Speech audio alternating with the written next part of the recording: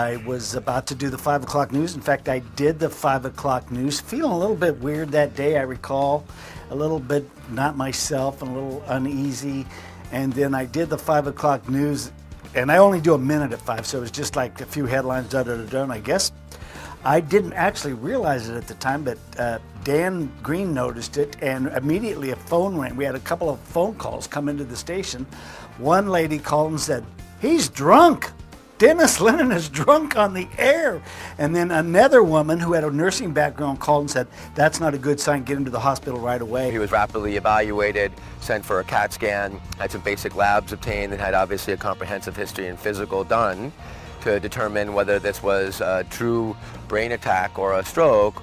They said had an incident, it is regarded as a stroke, and we're going to keep you overnight and do a battery of tests. Well, it looked like on CAT scan and a subsequent MRI scan that he did have an area of the brain that had suffered a slight injury, causing him to have temporary weakness of the muscles of his face. I went back and we looked at the tape of me, and sure enough, I was talking like this, and I didn't even realize it at the time. Say it's like an earthquake, but I didn't have much of an aftershock. It's a little twinkly, and the little lightheadedness in your brain is hard to explain what it does. I can't really explain what it did, but you knew there was something going on that you'd never felt before. You think of stroke as a limitation of blood supply to the area of the brains. The limitation of blood supply come from a few different causes, and we know smoking is definitely one of the ones that narrows the arteries to the brain. It was kind of a warning, a lifestyle warning for me, because smoking, 25 years as a smoker, and there is a correlation. And I have not had a cigarette since that day. I'm not glad it had happened, but in a way, it was a wake-up call that got me out of some really bad habits. And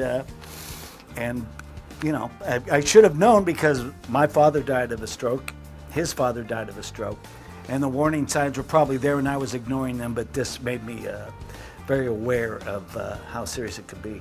My overall lifestyle has improved, and I don't know why, but in the years since that has happened and things that have happened to me, I've never been happier. I enjoy my job more. I'm not here to speak from the pulpit, but I'm a better person than I was then, and I just feel better. My advice is don't smoke. I wish I would have never smoked ever.